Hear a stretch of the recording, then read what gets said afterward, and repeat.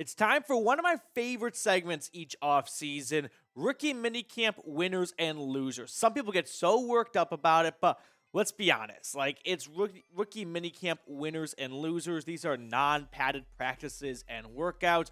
All 32 teams and fan bases come out of their rookie minicamp thinking we've got the best rookie class. So don't take it too seriously. It's not a grain of salt, but it's like a step above. It's like a pinch of salt. So we've got some nice takeaways, some news items to hit on, plus a signing. But before we jump into my first big winner, help me grow this channel by sharing our video over on social media, sending it to a friend or family member that loves the Cleveland Browns. And if you share it to Twitter and tag me at Matthew Petey, and you tag a friend that's a Browns fan that may not be subscribed to the channel, well, I'm going to give you guys both shout-outs. We have some MVPs at this: Joshua Miller, Billy, Brown Tiger. You know who you are. Appreciate everyone who has shared our content to social media before. But tag me, tag a friend too, and I'll give you both a shout-out on a future Browns report. Now, my first winner from Rookie Minicamp, it's not a rookie. It is Jim Schwartz. The rich just keep getting richer, and we got our first real look at Jim Schwartz in Berea. You can see him hanging out at the Rookie Minicamp practice, and Jim Schwartz is no doubt a big winner from Rookie Minicamp, not because of the rookies really whatsoever, but because of the big news item that took over during Rookie Minicamp, and that was the trade for Za'Darius Smith. And now Jim Schwartz has more than enough to work with, right? Look at what Andrew Berry gave him this offseason alone. Za'Darius Smith, Obo, Dalvin Tomlinson, Juan Thornhill, Siaki Ika, Isaiah McGuire. I mean, we're talking about adding multiple starters that were upgrades from the acquisitions AB made last offseason. So, yeah, it might not be a rookie, but you got to believe this was the biggest storyline at Rookie Minicamp. This guy named Za'Darius Smith, who's been a Pro Bowler 3 out of the last 4 seasons, double-digit sack guy 3 out of the last 4 years, is coming to play opposite Myles Garrett. So now Za'Darius Smith is your official Jadeveon Clowney replacement, and it ain't a replacement. It's an upgrade, right? You go from a guy who had 2 sacks last year, missed some time, some character issues within the locker room, shedding blame and whatnot late in the season, to a 10-sack player who got off to a very strong start. Then he kind of battled a knee injury the second half of the season and slowed down a little bit. But hopefully a clean bill of health means he is back to being that 10-sack player and more. But that was not the only upgrade the Browns made for Jim Schwartz on the defensive line. How do you like this? Dalvin Tomlinson steps in over Taven Bryan. The former first-round pick, Taven Bryan, goes to Indy, and Tomlinson, one of the best run-stopping true defensive tackles in the NFL, is going to come in and shore up the interior of the defensive line. Like I said, the Za'Darius Smith trade stole the spotlight of Rookie Minicamp. I would be lying if I was standing here right now going, you know, the biggest news item was Cedric Tillman looked really good during some of the workouts. No, it is Za'Darius Smith. It was the #1 topic in Berea, and Jim Schwartz is a big winner because he got a lot of good pieces already in this offseason, and we were all pretty excited about this new retooled defense. But now, I mean, insert all the sports analogies and cliches you want. The ammunition for him, the bags in his club, everything at his disposal, the tools in his tool chest, he has everything to make this defense not good, not great, but honestly, elite.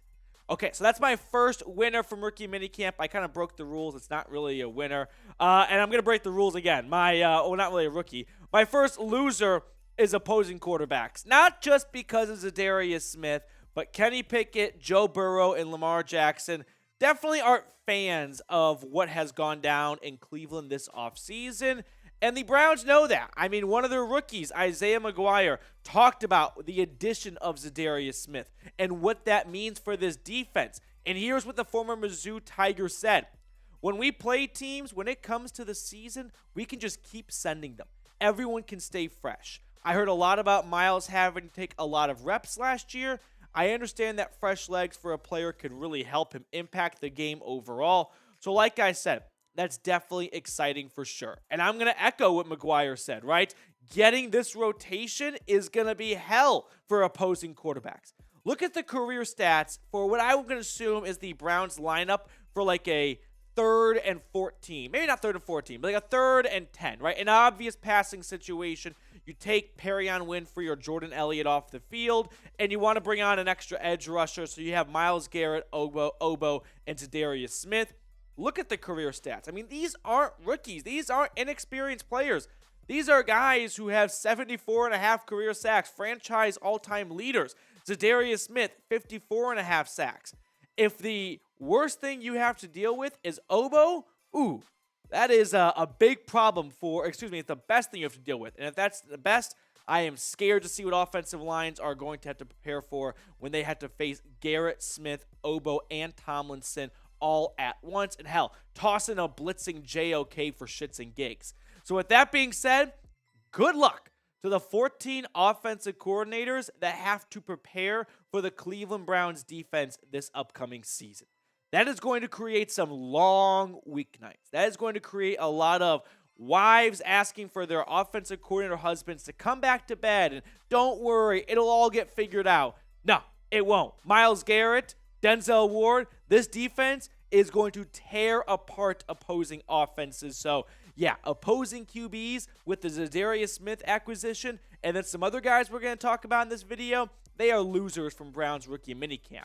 Now, talking about the defense, kind of an off-the-wall question here.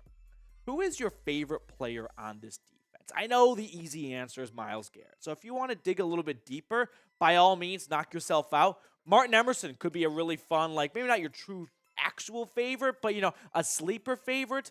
I love JOK, just love the way he plays the game. I just want to see him play the game for 17 games in a season, but JOK is definitely up there for me. So we got our first 2 winners and losers in the book. Our next winner is Cedric Tillman.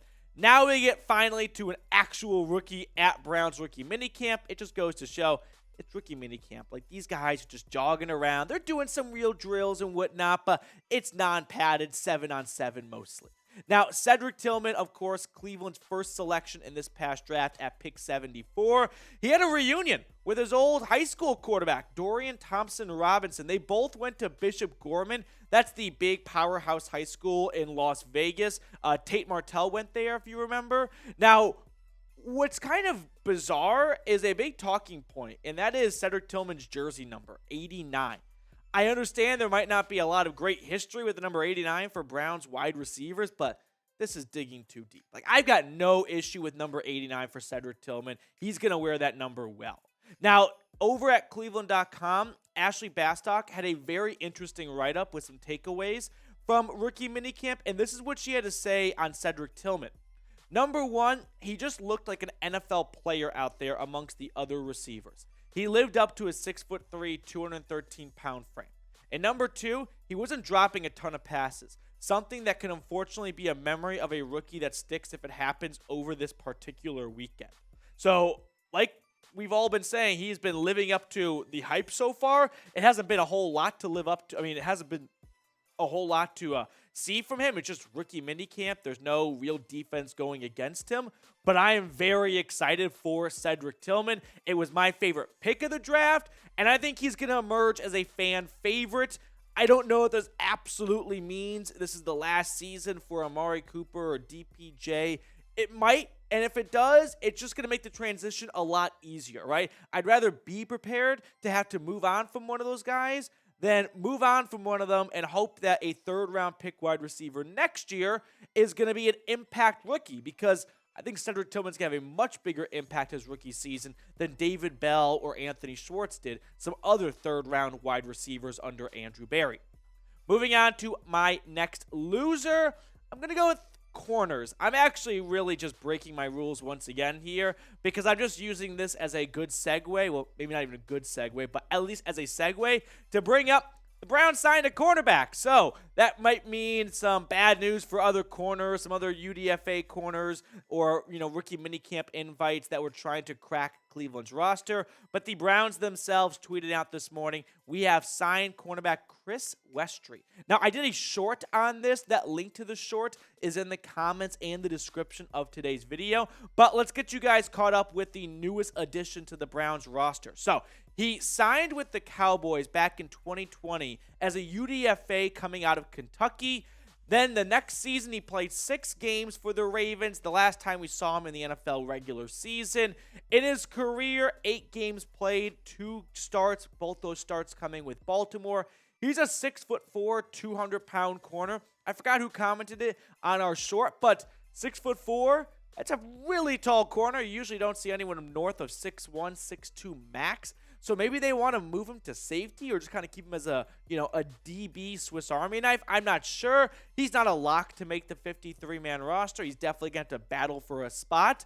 But the Browns were looking for a corner, and they added one who's got some NFL experience. Now, there's not a whole lot on Chris Westry in his career, just 8 games, 18 tackles, 1 tackle for loss, 3 pass breakups. He filled in twice for the Ravens 2 years ago in 2021. He's joining a pretty loaded cornerback room. Denzel Ward, Martin Emerson, Greg Newsome, A.J. Green. I think Mike Ford, and I kind of want to lump Thomas Graham into that, along with Cam Mitchell, are all roster locks-ish. I mean, maybe not Graham, Ford, but the other guys pretty much are. So by no means is this a, hey, the Browns signed a new CB4, first guy off the bench. No, he's coming in to compete. He might be a practice squad player. That's a very realistic path for Chris. Now, we've got some more winners and losers to talk about in just a moment, but this channel has really ballooned up lately. So thank you to all of our new subscribers. And if you have not subscribed, consider going ahead and doing so. We are on the road to 20,000 subscribers. It's a big milestone in the YouTube world. So help us reach that goal. We are 697 subs away. Now, my 5th and final winner/loser is the Browns' second draft selection. This is defensive tackle Siaki Ika. So let's break down why I have Ika as a winner. Like I said, the number 2 pick for the Browns in this past draft at 98. Now, the big, I don't know what you want to call it, the big phrase, if you will, that's been tossed around is that he is a dump truck that's being converted into a Ferrari. Now, that doesn't actually mean, hey, at Baylor, you were a dump truck, like you were just a pile of trash, and now we're going to make you into this awesome sports car. It's more about talking about his play style, meaning dump truck, big guy, doesn't move that quickly. Ferrari has some speed, and that's what Jim Schwartz sees in Ika. Now, by all reports, he has looked good at camp. Again, it's non-padded practices. Like, everyone looks good in rookie minicamp. If you don't look good, that's actually a pretty big red flag. And if there is a usual victim to not looking good at minicamp, it tends to be the heavier fellas that might not be in the best of shape and they're a bit winded after doing some conditioning. Now, here's what Ika said on becoming a Ferrari, as Jim Schwartz put it. Real fast, explosive, and vertical. A little bit different than what I've been used to. I've been a lot of blocks. I played a lot of blocks throughout college. It's all I pretty much know. So being able to get here and be in a system where it's just everything goes forward, vertical, just disrupt. Real excited about it.